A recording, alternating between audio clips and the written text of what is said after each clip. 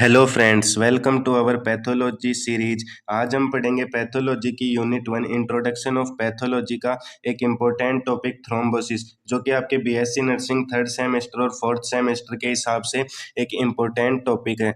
तो easy language में समझते हैं कि थ्रोम्बोसिस है वो क्या होता है। फर्स्टली बात करें थ्रोम्बोसिस के इंट्रोडक्शन की। Thrombosis is a pathological condition in which a blood clot thrombus forms inside a blood vessel। इसका मतलब है कि थ्रोम्बोसिस एक पैथोलॉजिकल कंडीशन होती है जिसमें ब्लड वेसल के अंदर एक क्लॉट यानी थ्रोम्बस है वो बन जाता है। दिस क्लॉट कैन रिड्यूस और block blood flow in the affected area. इसका मतलब है कि जहाँ पर क्लॉट बना है वहाँ पर जो क्लॉट है वो ब्लड का फ्लो है वो अफेक्टेड एरिया पर प्रॉपर नहीं होगा, यानी ब्लड का फ्लो है वो अफेक्टेड एरिया पर ब्लॉक हो जाएगा। It occur due to damage to blood vessels walls और एबनॉर्मल ब्लड फ्लो और इंक्रीज्ड ब्लड क्लॉटिंग टेंडेंसी। इसका मतलब है कि जो थ्रोम्बोसिस की कंडीशन है वो किस कंडीशन में बनती है, जब या तो ब्लड वेसल्स हैं उनकी जो वॉल्स होती है वो डैमेज हो जाए, या फिर ब्लड का फ्लो है वो एबनॉर्मल हो जाए, या फिर ब्लड का फ्लो है वो स्लो हो जाए, या फिर ब्लड के अंदर जो क्लॉटिंग फैक्टर है उनकी मात्रा ज़्यादा हो जाए, जिससे ब्लड क्लॉट है यानी थ्रोम्बोसिस है उसकी कंडीशन देखने को मिलती है पर्सन में। इंट्रोडक्शन के बाद में अब डिस्कस करते हैं थ्रोम्बोसिस की डेफिनेशन के बारे में कि थ्रोम्बस है उसका एक्चुअल मीन क्या होता है। Thrombosis means clotting of blood within a blood vessel which can block blood flow and cause damage to tissue और ऑर्गन्स। कि थ्रोम्बोसिस का मतलब है ब्लड वेसल के अंदर क्लॉट जम जाना। ये क्लॉट ब्लड के फ्लो को रोक देता है और इससे बॉडी के पार्ट्स या जो ऑर्गन्स होते हैं उनके अंदर भी नुकसान पहुंचता है। उसके बाद में बात करते हैं जो थ्रोम्बोसिस होता है उसके टाइप्स के बारे में। फर्स्टली बात करते हैं हम आर्टेरियल थ्रोम्बोसिस की कि आर्टेरियल थ्रोम्बोसिस है वो क्या होता है। It occurs in arteries which carry blood away from the heart.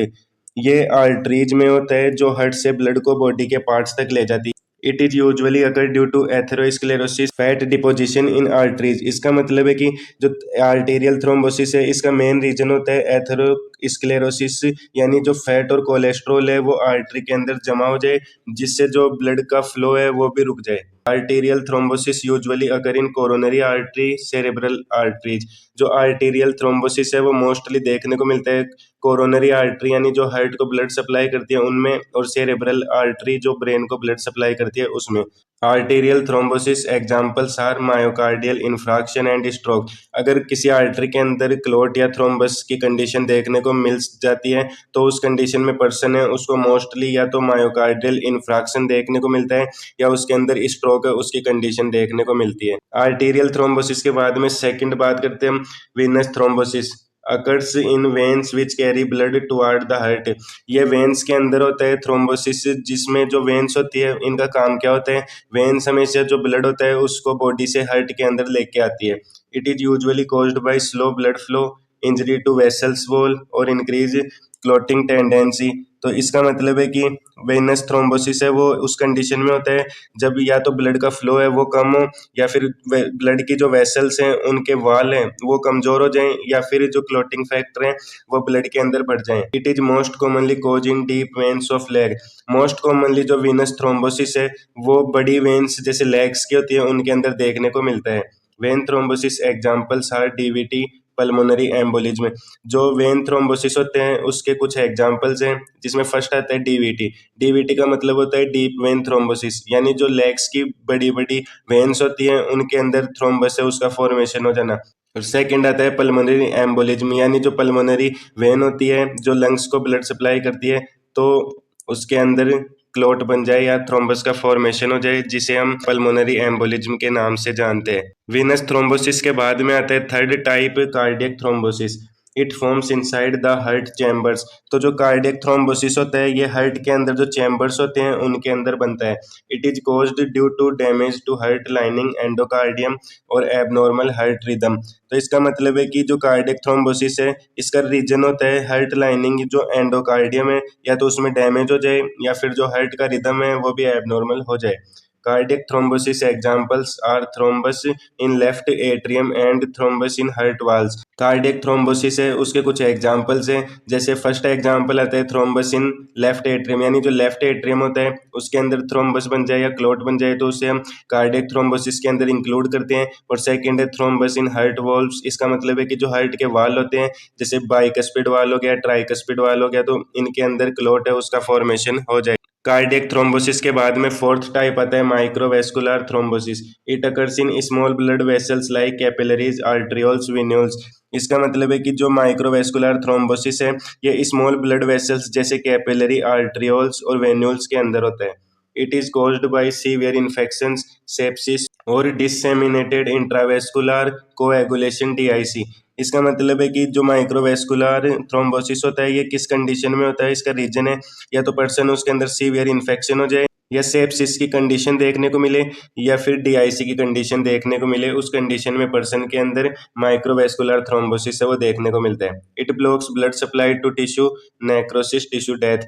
Microvascular thrombosis में क्या होता है कि जो बॉडी के टिश्यू है उनको प्रॉपर ब्लड सप्लाई नहीं होती है, जिससे जो टिश्यू है उनकी डेथ होना स्टार्ट हो जाती है। तो ये थे टाइप्स थ्रोम्बोसिस के। उसके बाद में बात करते हैं जो थ्रोम्बोसिस होता है उसके कौन कौन से साइन और सिम्टम्स होते हैं जो पर्सन की बॉडी के अंदर देखने को मिलते हैं, जिसमें फर्स्ट आते हैं स्वेलिंग ऑफ अफेक्टेड एरिया, यानी जहां पर थ्रोम्बस बना हुआ है उस एरिया के अंदर पर्सन के स्वेलिंग है वो देखने को मिलती है। सेकेंड है pain and tenderness, affected area पर दर्द और हल्का प्रेशर देने पर पर्सन है उसको पेन फील होता है। Redness and warmth over the area, जो अफेक्टेड एरिया है वो लाल हो जाता है और गर्म हो जाता है। Shortness of breath if clot moves to lungs, अगर थ्रोम्बस या क्लोट है वो लंग्स की तरफ अगर मूव कर जाए तो पर्सन है उसको सांस लेने में तकलीफ हो सकती है। Chest pain if affects heart, अगर थ्रोम्बस है वो हार्ट को अफेक्ट करे तो पर्सन के अंदर एंजाइना पेक्टोरिस यानी चेस्ट पेन है उसकी कंडीशन देखने को मिल सकती है। वीकनेस और paralysis if clot blocks brain blood flow, अगर क्लोट है वो ब्रेन की आर्टरी यानी सेरेब्रल आर्टरीज के अंदर बन जाए तो पर्सन है उसको वीकनेस भी देखने को मिल सकती है, वो पैरालिसिस भी हो सकता है। इनके अंदर अगर ब्लड क्लोट हो जाता है तो उस कंडीशन में क्या होता है कि जो न्यूट्रिएंट्स और ऑक्सीजन है वो ब्रेन को नहीं मिलते हैं, जिससे उसके अंदर वीकनेस, पैरालिसिस और स्ट्रोक है उनकी कंडीशन देखने को मिल सकती है। सिम्टम्स के बाद में बात करते हैं हम ट्रीटमेंट ऑफ थ्रोम्बोसिस, यानी जो थ्रोम्बोसिस की कंडीशन है उसे हम कैसे ट्रीट करें। फर्स्ट आता है एंटीकोगुलेंट ड्रग्स, यानी जो पर्सन होता है उसको एंटीकोगुलेंट ड्रग्स है वो हमें प्रीफर करनी चाहिए, like heparin and warfarin to prevent new clots.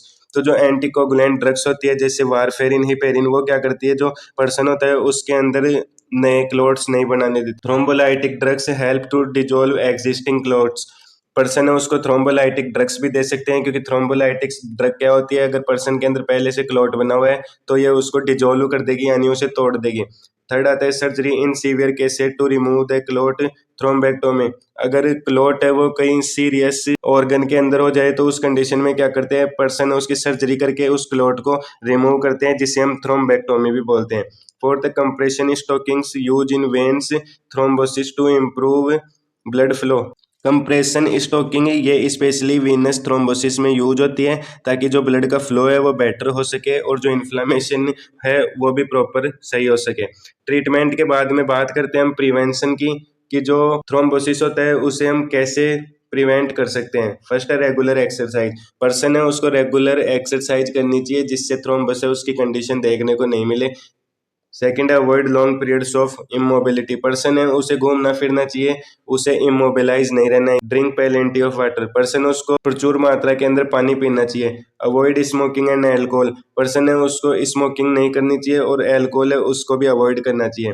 Control blood pressure and cholesterol, person है उसका ब्लड प्रेशर है उसको भी मेंटेन करना चाहिए और कोलेस्ट्रॉल से रिलेटेड जो भी चीज़ें हैं या फूड्स हैं उनको भी इंटेक नहीं करना चाहिए। Use anticoagulant medicine in high risk patients, अगर पर्सन के अंदर बार बार क्लॉटिंग की समस्या देखने को मिल रही है तो उस कंडीशन में एंटीकोगुलेंट मेडिसिन जैसे हिपेरिन और वारफेरिन अपन दे सकते हैं। ये क्या करती है जो पर्सन है उसके अंदर क्लॉट का फॉर्मेशन है वो नहीं होने देती है। सो फ्रेंड्स ये था आज का हमारा टॉपिक थ्रोम्बोसिस। आज हमने देखा है थ्रोम्बोसिस क्या होता है, इसकी डेफिनेशन, इसके टाइप्स, सिम्टम्स, ट्रीटमेंट और प्रिवेंशन, और वो भी बिल्कुल इजी नोट्स के अंदर। अगर आपको ये वीडियो हेल्पफुल लगती है तो वीडियो को लाइक, शेयर और हमारे चैनल को सब्सक्राइब करें। मिलते हैं नेक्स्ट वीडियो में पैथोलॉजी के एक और इंटरेस्टिंग टॉपिक के साथ। So guys, thank you for watching.